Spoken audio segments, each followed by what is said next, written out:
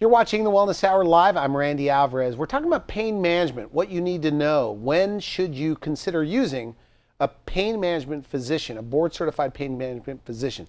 With us, we have one of the busiest pain management physicians here in California, Dr. Roland Reinhart. Dr. Reinhart, welcome to the program. Well, thank you. Now, you have a huge center in Rancho Mirage, California.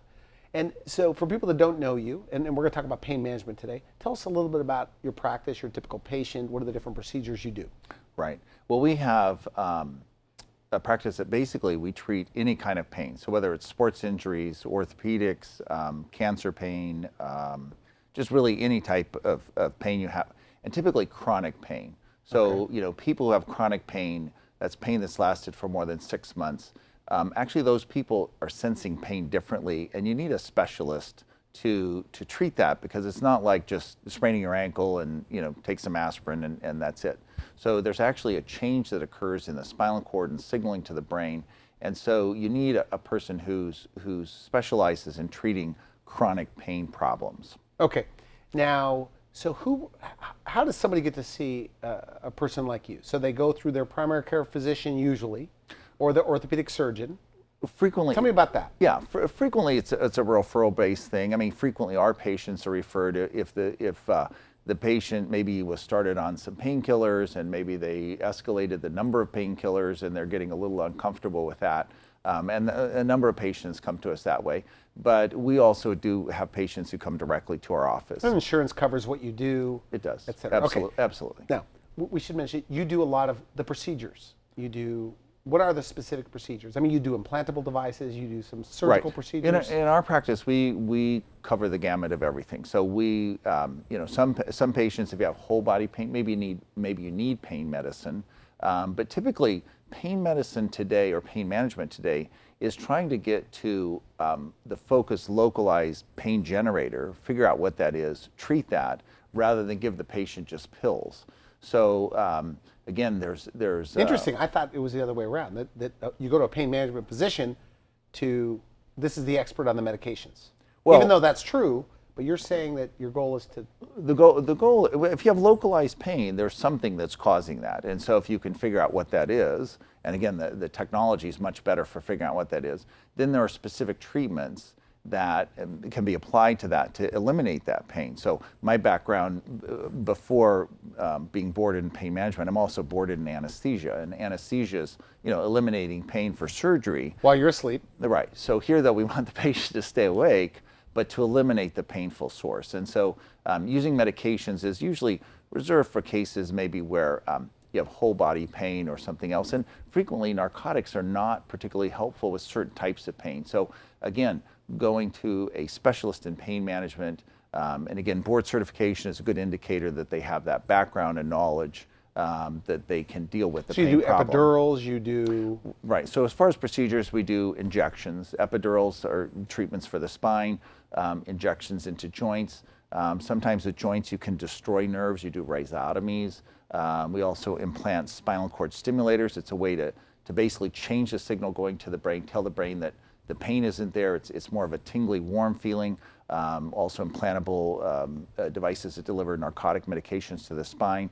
And some of the newer procedures, such as kyphoplasty, where we're restoring bone height, or a newest procedure maybe is a mild procedure, where we actually are making the spinal canal a little bit opener so that we can alleviate the pain from spinal stenosis. Okay. Now, you believe that there are, especially across the U.S., millions, probably 20 million Americans maybe, that are in pain that don't have to be. Well, the number one And they're reason, afraid of medication. They're afraid of going to a doctor like you. Well, hopefully they're not afraid of going Well, to a no, doctor I mean, if like they're in me. pain and they don't have to be, there's something that's keeping them from going Well, in. there's a number of barriers. Sometimes patients are afraid that they're going to be on narcotics, or they maybe have narcotics, but they may be concerned. Their doctor may be concerned if they're on narcotics. Okay. And so there's a number of different barriers, concerns about that. And again, narcotics are not really what we're all about in terms of pain management. So that's probably the So there's the a least lot of of the people fear. in pain that with some of these injections could be out of pain. Well, that's true, and the number one reason for people to go to doctors is pain, and pain is the number one reason for disability and lost days at work and lost production and so on. So getting treated early is typically better than waiting for a long period of time. And again, over a period of time, the way that pain is signaled in the spinal cord and brain changes, and so it's important to, even if you've had pain then for a long period of time, to make sure that you get treated in the most appropriate way. Are there stubborn people, probably men in particular, right, that they're in pain for 5 years and they go to you, and have you ever seen cases where a simple procedure, injection, they're out of pain? And they go, I should have done this years ago? You do see that. Or you see people who maybe are not so miserable, but you give them an injection and they say, wow, I feel, better than I have in 10 years. And they scratch their head as to, well, I guess I should have gone before. And sometimes a fear of an injection is, good point. So is there that keeps fear? them away. It's pretty big? Yeah, absolutely. Does it hurt? I mean, it must hurt. Well, do you numb the area, or you don't have to numb it? Yeah, we typically numb the area. And so, some people, that I respect very well, will actually give them anesthesia. The majority of the time, that's really not necessary. That's really not necessary. And even the doctors who do that say it's not necessary, but sometimes patients say, well, I'd rather be put to sleep. I don't want to know anything. So. Now, one of the reasons I wanted to bring you on the show, because people need to know how it's normally done. And I think I have a little bit of an understanding from talking to you, and we've had you on the show before. But normally when people are in pain, their primary care physician manages maybe the medication or whatever, and maybe they're not as aggressive as they can be because that's not all they do. They're not there to monitor pain, and they should. Well, primary care doctors, there are a lot of changes in blood pressure medicines, antibiotics, any number of other medical problems. Pain management physicians specialize in just pain management. So, the best techniques, the best medications, the best choices, and they may be subtle. You might say, well, what's the difference between a Percocet or Vicodin? But they may make a difference for the patient in terms of outcome. And that's really what we're looking for is best return to function with the least impact on the patient's life. Okay, so the other thing is, even if you have an HMO or if you have a PPO or Medicare or whatever, you don't have to sit around waiting for a referral most of the time. You could go directly to the pain management physician. Is that correct? Well, it depends on where you live. If you're in an HMO, you probably do have to go through that PPO, referral process. you can go. But a PPO, you typically can go to the doctor of your choice. And I think, there are some pain clinics, though, that insist on a referral from an outside doctor. Okay. And, there's certainly some good reasons for that. But one of the points that I think that I know you wanted to make was that the public needs to know what to ask for in their pain management physician. Because of reimbursement, and this is another topic, many people are jumping into what you're doing, right? A lot of physical medicine doctors, things like that, are dabbling in pain management or breaking into it. And I don't want to put words in your mouth, but you might, if you're going to go to a pain management physician, and I think you told me this before, ask if they are board certified in pain management. Well, is that right? And it doesn't cost more to go to that. No, it doesn't. It doesn't. And board certification essentially guarantees you, it's a stamp of certification that you have knowledge in treating those conditions, and it is a separate board certification. A lot of people may put board certified. We'll make sure that they're board certified in pain management. For instance, I'm board certified in anesthesia and board certified in pain management. If I was board certified just in anesthesia, that doesn't really make me a pain management doctor. There's a whole different knowledge base and application of medications. So even if you go to a hospital, you want to make sure, because they may have non-board certified guys doing your pain management. Well, right. I mean, non-board certified in pain management is what I'm saying. Right. Just the same as they may be qualified, but you're saying that you might as well ask. Well, you should ask questions. You want to make sure that they're boarded. Now, the other thing that we learned today, because I've interviewed you on another segment, is that if you're an independent, for example, you have an accredited, I guess, surgical center, things like that, that it's less to go to an independent as far as copay, out-of-pocket copay, even if you have insurance, than it is if you go to a hospital. Hospitals. Is that true? Hospitals do. I mean, not to put down hospitals, but I'm saying no. And true? hospitals, do a wonderful job, and we need hospitals. But the cost and the reimbursement that's allowed by insurances and Medicare and so on is higher. So if you have a copay 20% or whatnot, your cost is going to be higher, and that's true whether whether it's a hospital and a hospital-based or a physician foundation-based So if group the that's hospital owned by the owns, hospital. so if the hospital owns it, insurance will have to pay more or will pay more.